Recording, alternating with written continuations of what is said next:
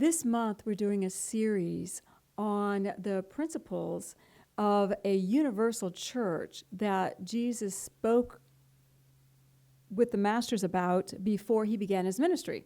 You may find this interesting. You may find it complicated. Find it however you choose. I will try to make it as simple as possible. If you missed last week we talked about thought. Did anybody take those ideas about creating with thought and use them this week? So do we remember? Patrick, do not speak. Do you remember? He knows. Do you remember what the first thing was? Wave, particle, magnet, matter. Oh, you guys are doing so great. Okay. So we knew that energy is a wave, and when you focus on it, it becomes a particle, and then it becomes a magnet to draw that you've called it forth, and it becomes matter. This is Manifestation 101, Metaphysics. Everybody say, I got that. But I hope you heard it in a different way. And did you also hear that your thoughts are a language? That people hear you. They hear you when you're saying nothing. So this week as you walked, did you notice anybody speaking loudly? Mm-hmm. And did you notice your own language? Yes. Okay. Okay. All right. So the energy field that we hold, the thoughts that we hold, we learned last week again that they're vibration and they are creative. And this goes back to the precepts. During this meeting of the sages as they gathered, they were laying down precepts of what a universal church would look like so that everyone could hold the same beliefs of being united in Creator. And then Jesus said, of course, I can't bring that church in. I need to bring in the principle, the one principle that God is love. And you are children of God, therefore you are love. If we don't have that, these other principles cannot stand. So without knowing that you're part of God's love, then knowing you can create with thought is kind of an empty thing. But knowing you are God's child, filled with God's love, I am creative, and that becomes powerful. You see? So we are ready, right, to at least look at these precepts. So we've got the first one down, and we're doing well. Yes, okay, great. God is love, God is thought, God is creator. Agree? Therefore, we are love, we are thought, and we are creator. Okay. We, as child of God, possess within us all of the qualities, latent, perhaps, undeveloped, perhaps. We have the qualities of creator because we are a child of God. All right. So I wanted to start with, this is the third and fourth precepts. And I wanted to, let's just jump into this idea for the better age, for a church that will engulf all people. Not that we have to make everybody agree with us. That's not what I'm saying. But these are precepts that if they're at the basis of understanding God, you do accept and love all people. There is no more separation.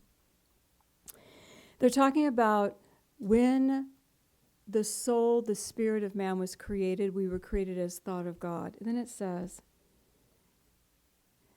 his desires, our desires were strong, and we sought to manifest on every plane of life.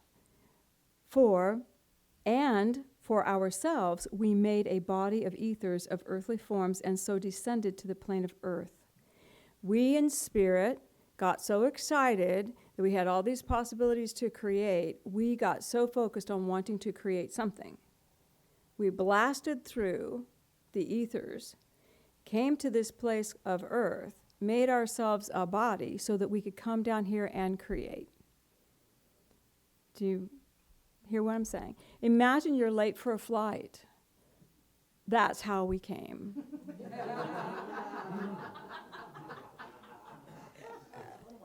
Totally not paying any attention to what we were doing and creating a sense of in harmony. And it's because we did not cooperate with the energies we were passing through. You know, and when you see someone running late for a flight, you get out of the way. Okay. All right. So in the descent, we lost our birthright, we lost our harmony with God, and we made some discordant tones. So as we came rushing to the earth plane to have our experiences, we left a wake of inharmony behind us. Okay, that's easy to accept, is it not? All right. The second concept is this. Seeds do not germinate in light. They do not grow until they find soil where they can be buried away from that which created them, so they can find their own light to begin to express. So it says, man was evolved as seed of everlasting life, but the love of God was too bright. So man sought the soil of this carnal world, this earth, so he could find a place to grow. The seed has taken root. The human life is rising from the soil of earthly things and will reach perfect form. There is no supernatural act of God to lift man from carnal life to spirit blessedness, but he grows as a plant in due time. The quality of the soul that makes it possible for man to rise to spirit is purity. All right. Yeah, I know. Hard to grab hold and say, well, what does that mean to me today? So let's kind of play with it a little bit. Got it? If we think, and if you think with me about the beginning, that there was a time when we were spirit and we were not in embodiment. Let's just start right now. Did you wake up this morning and say, I know God, I feel God, and I feel God's love, yay me? Most of us don't. Because in this state of consciousness, we don't realize that we are a child of God. Yet when I tell you God created you as child of God, you can go, yeah, that's true. Intellectually, we can embody it. But from this, where we stand today, from our perception, our point of reference, we don't. We feel this gulf between us. I know you do. If you don't, speak with me afterwards. Because I want to know what you're doing. I want to feel that too. Okay, so that's our thing. So think with me now before. Think with me that we were in this space where we knew we had all the wonderful attributes of God. And of course we want to create. Are you kidding me? We're kids. We want to create. And have you ever raised a child or been around a child? They love you so very much. And you're like, oh, they're babies, and they love you, and they just respond to you, and they look at you, and they say, teach me what to do, and you teach them. And they want to know how to breathe by looking at you. They watch your every expression, and they're one with you, and then they get to be two. And then they say, me do. Me do. And that's when they say, oh, no, you, I'm done with you. And they take their energy and they turn it away from you and they say, me do. And then they proceed to whatever they're going to do. And success or not, doesn't matter. And as parent stands behind, waiting for them to turn back. Some children will. Some children will get so frustrated they go back and say, help me. Mommy, help me. Some of them don't. They just stay turned away. If you can think of the analogy that as spiritual beings, we had the me-do quality going on, and we didn't turn back. We said, we're going to do this. We're going to go down, and we're going to do this, and we're going to create, and it's going to be amazing. And as you can feel today, we have not turned back. We don't feel that beautiful oneness. We don't feel that I'm living in the infinite sea of potential every single moment of my life, and I just feel bathed in God's love. We don't. We go in and out of it. Okay? So we're turning toward, we're turning away, we're turning toward, we're turning away. So can you see that it's not unhealthy? It's not an unhealthy thing. If we as spirit had stayed in the energy of God, we would have been one with the massive light. We would have been one with the infinite intelligence, knowledge, all those qualities. We would have been one with it, but we would not know it. To know it, we have to experience it. We would have been an extension, but not a child. Are you guys flowing? So in order to become child of God, we had to literally experience separation. We probably didn't have to rush down like we're missing our flight and create inharmony in the process, but we did. But we had to be placed in a space where we could eventually begin to grow, create, and begin to remember, and then we would know the knowledge of God. We would have relationship with the infinite love. We would be able to embody it. It sounds really simple, doesn't it? Okay. All right. So,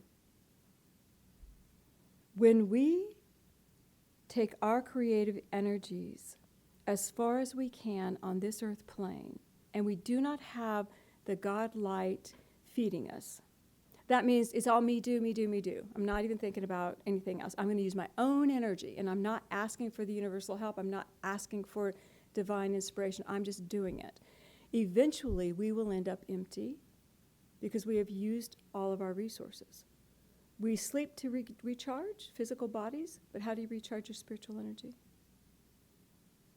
Your spirit. You have to turn to spirit somehow to recharge your spiritual energies. And when we don't do that, and we're creating and creating and creating, we will become depleted. And as a people, over the last, how many years did we have history of us? 5,000 or 6,000 years they have known history of our walking the planet, of writing and things like that, maybe 7,000.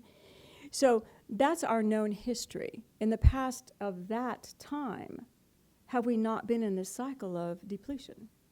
Deplete, deplete, deplete, deplete, deplete. Now we've got to reboot. Somehow we've got to turn back to spirit to be fed. We try to take energy in. We try to make it better, our lives.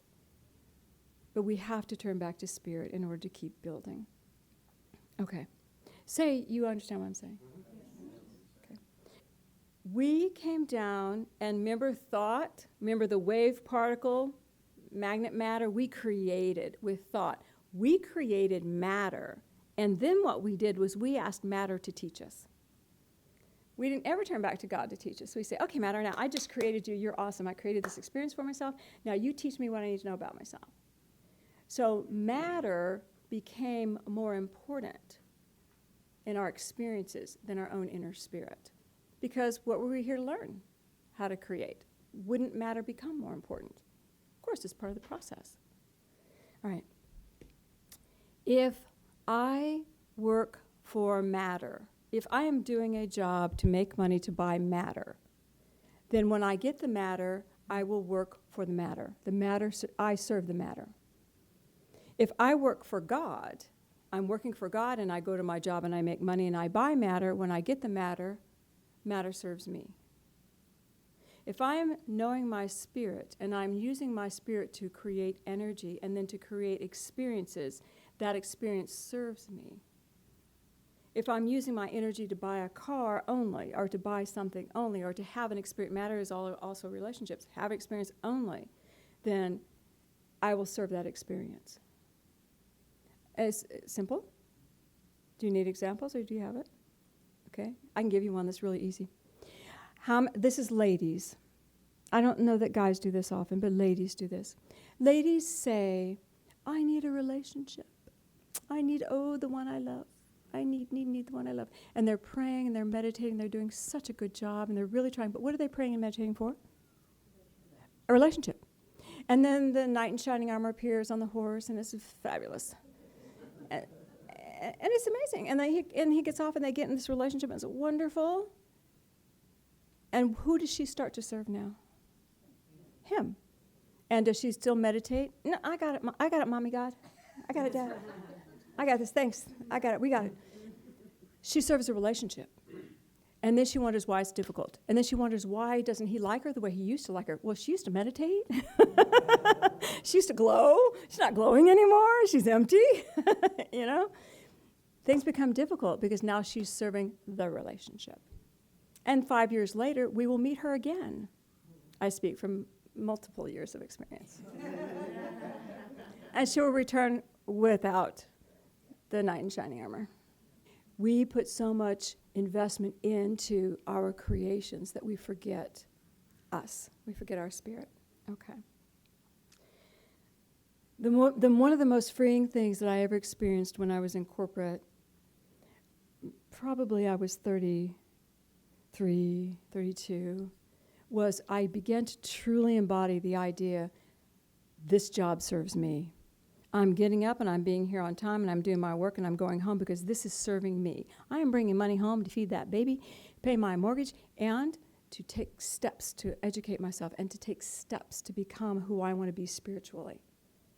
And that shifted my world completely. Because I'd always tithed as a young girl, but I was in the work mindset. But when I shifted into I serve God, money serves me, matter serves me. It didn't take long before I left the job I was in, went to a part-time job, working 3 days a week, making the same amount of money I had left for 3 days a week, and I was able to go to school and get my spiritual training. Money serves me. See? Shift of mindset, because when I do that, who's creator now? I am. I'm creator. Not my boss. Love my boss. Not my boss. Not my work. I am. And it serves me. And that's not always fun. It's not, your creations are not always fun.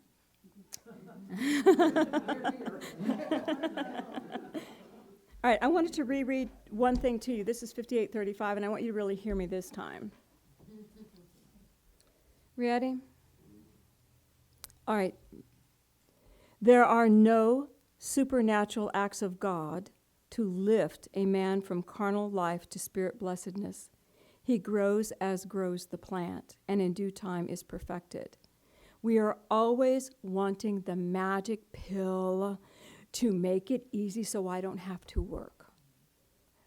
Just make it easy, God. Just please, make me good. Make me good. Make me walk the path of prosperity, peace, love, and joy. Make everybody love me and change anything within me so I don't have to work. That's not how it works. Have you ever seen a plant grow through concrete? Mm-hmm. I grew through concrete. Mm-hmm. Some of you have grown through concrete. Mm-hmm. We have to work. Because when we arrive and express, we are expressing that which is within us. All the things we have been able to perfect, all the things we have been able to understand, that's within us is what expresses from us. And God says, yep, you need to learn. You need to grow. You're already perfect inside. You just need to own it. And I can't own it for you. I can't make it happen for you. We have to keep working.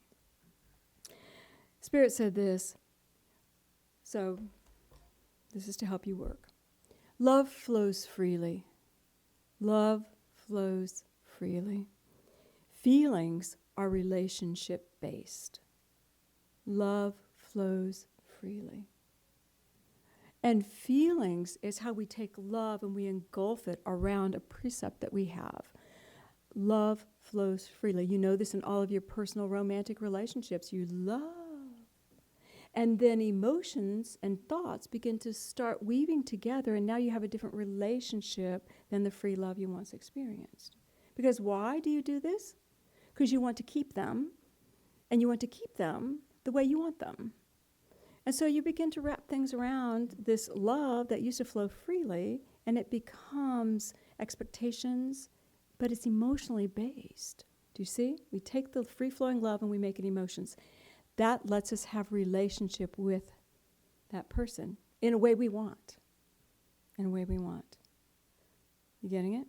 I want you to think about we as humans on this earth plane. Now we're past the creative point. We're now here, right now. We as humans on this earth plane use emotions versus love. And the emotions keep us stuck.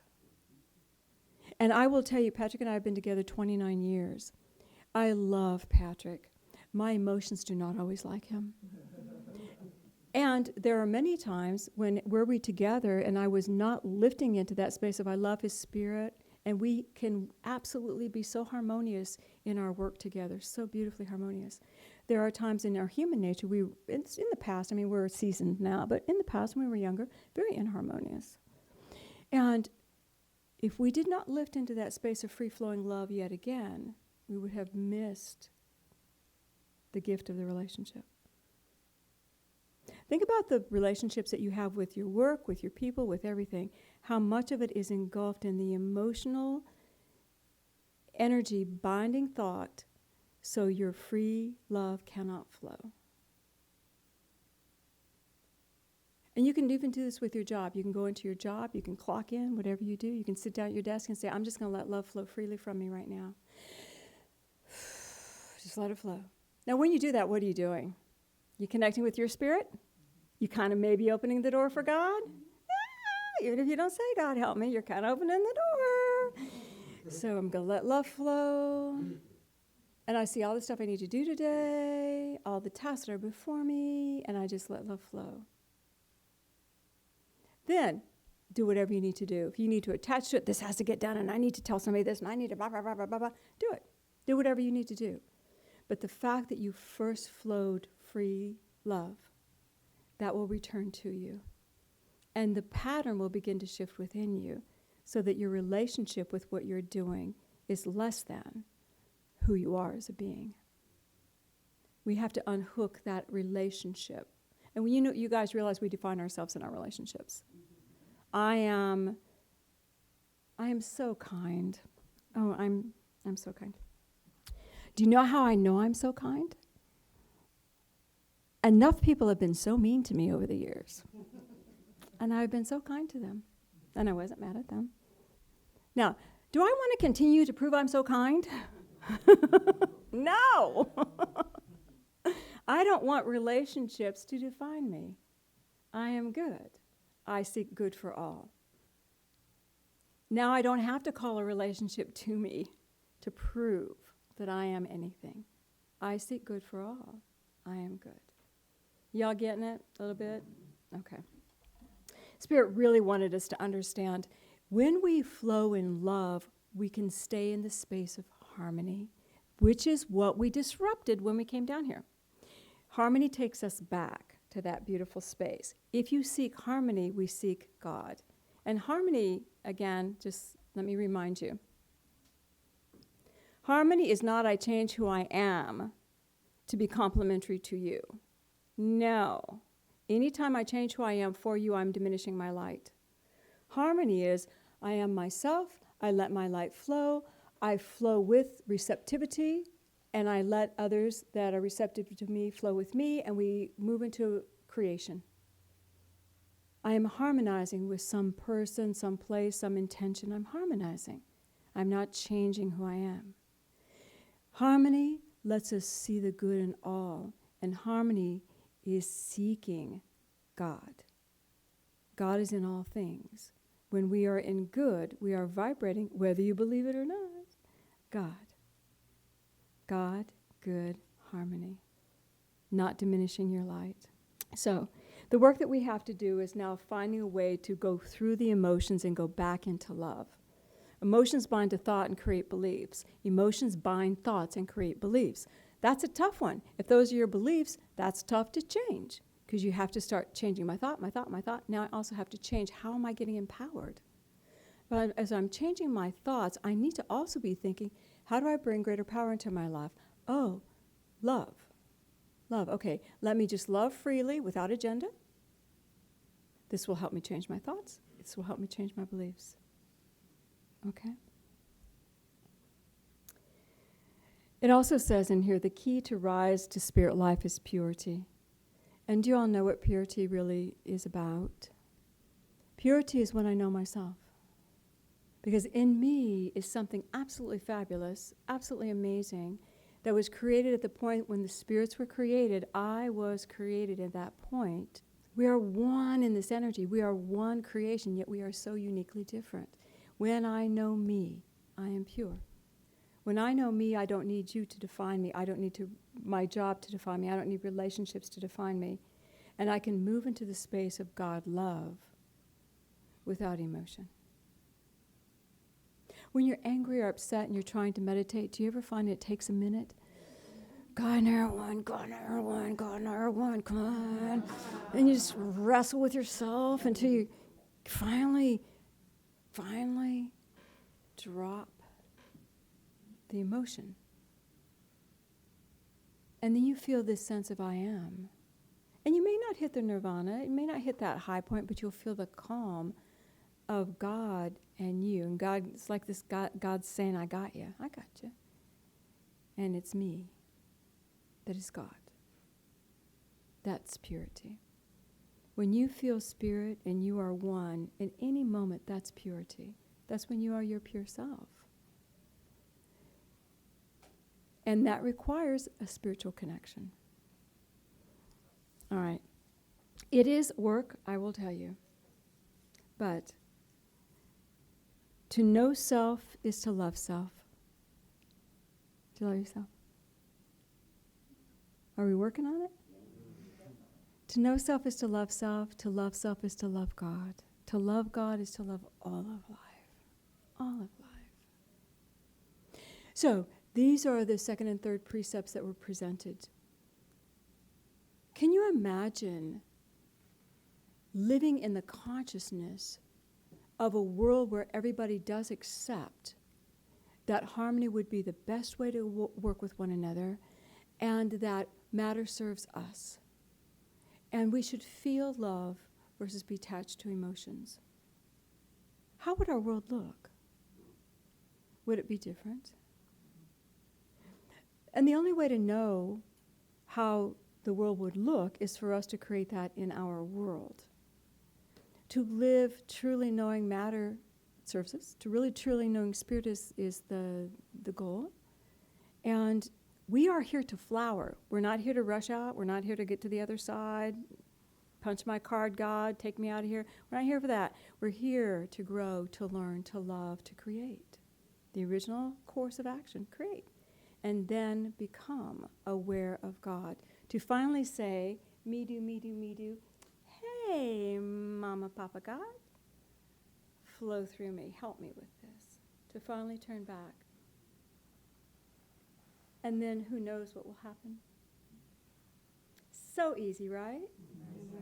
All right. Those guys were heavy thinkers back in the day. I'm going to tell you what. They had it going on. All right, let's go within. Put your feet on the floor.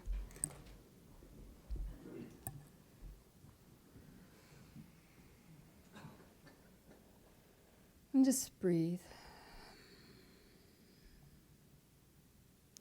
I would invite you just to feel your own energy. Just notice your heart. Notice the vibrations around you. Notice your body.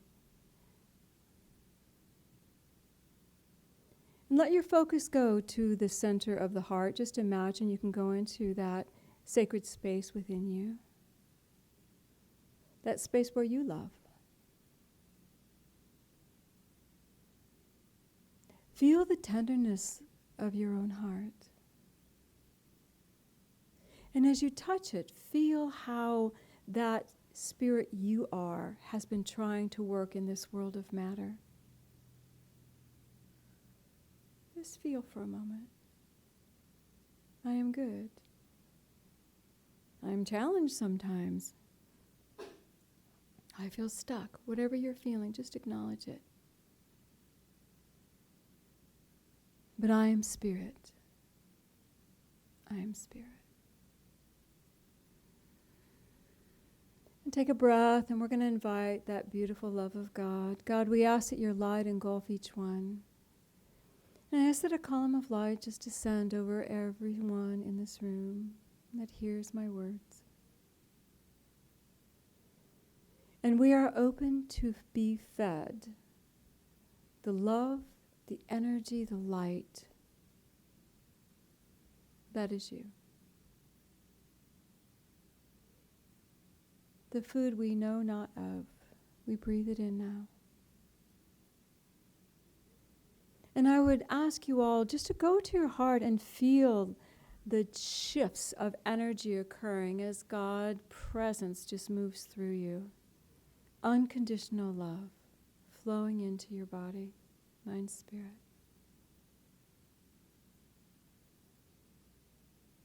I am a child of God.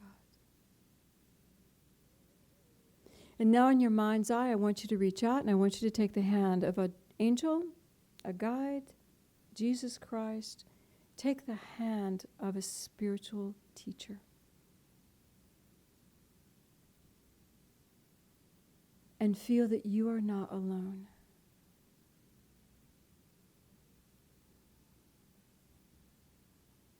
And just let that feeling anchor deep within the heart.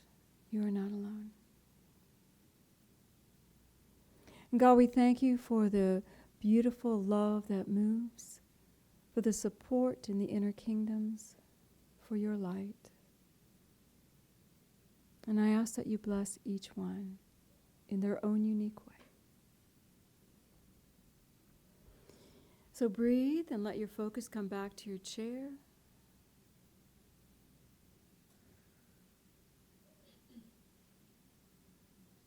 And when you're ready, gently open your eyes.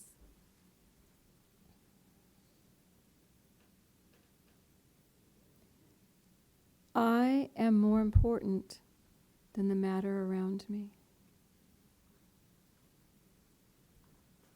And as I see my importance, I see your importance. For you are God's child as well. I celebrate my freedom to love. I celebrate your freedom to love. Homework this week. Keep doing your thought, your wave particle, magnet matter, and send the free love at least once a day, somewhere, standing in the middle of a parking lot, somewhere, and see how your world changes.